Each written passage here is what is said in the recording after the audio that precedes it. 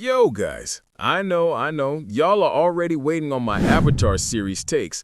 Trust me, that one is coming, and it is going to cause a bit of shaking if you know what I mean.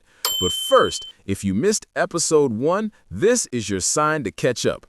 This is just a recap cam covering Batman's full case from the Spider-Man vs. Batman session. Watch it. Go watch the full thing.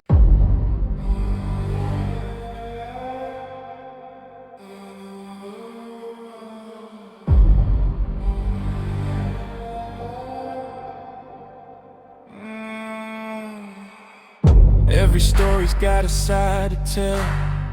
Every character's got a case to sell. Somebody's right and somebody's wrong. Step inside and prove where you belong. The doors are open, the seats are ready. Who's really right here? We're about to find out. Fiction court, step inside. Bring your case or step aside. Fiction court, the verdict's mine. Every legend gets their time. Fiction court! Alright! Fiction court!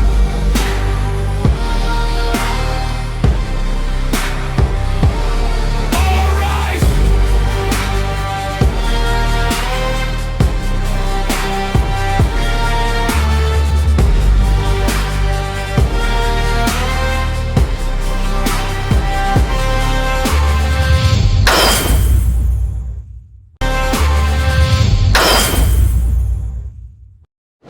Yes, I know this matchup has been done 1,000 times.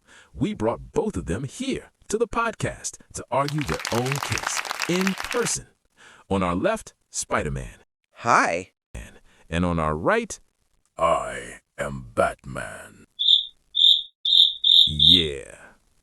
We will work on the entrance.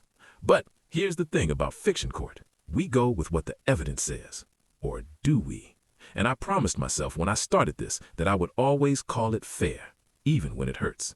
So, composite rules, everything on the table, every version, every power-up, every storyline from across all of published history. Best versus best, no excuses.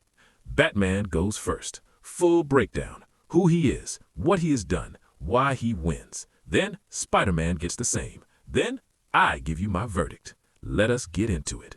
Batman, the floor is yours. I am Batman.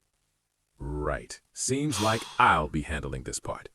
Let us talk about Batman. Bruce Wayne, billionaire, genius, and yeah, a guy with some serious unresolved childhood trauma.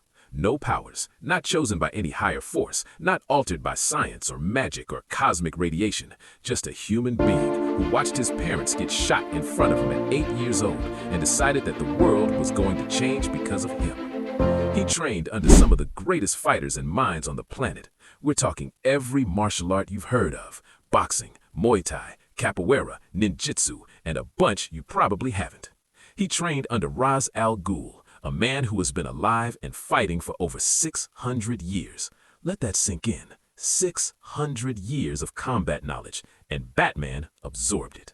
His body is the absolute peak of what a human being can physically be. But his body is honestly not even the most dangerous thing about him. It's his mind. The man has an IQ of around 192. Scratch that.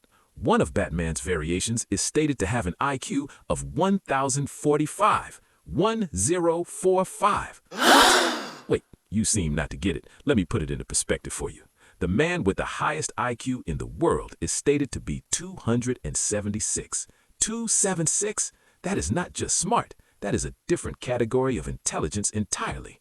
He has taken down beings that operate on a cosmic scale, not by matching their power, but by outthinking them completely.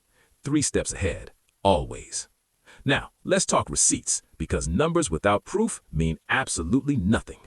Superman, the man of steel, a Kryptonian who can move planets. Batman has beaten him, not once, but 7 times. And before anybody says it, yes, he used kryptonite. In The Dark Knight Returns, he built a full battlesuit, laced it with kryptonite gas, and broke Superman down piece by piece until he dropped.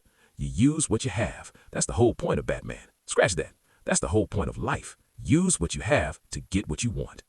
The Tower of Babel. Batman had secretly written contingency plans to neutralize every single member of the Justice League. Flash, Wonder Woman, Aquaman, Green Lantern, all of them.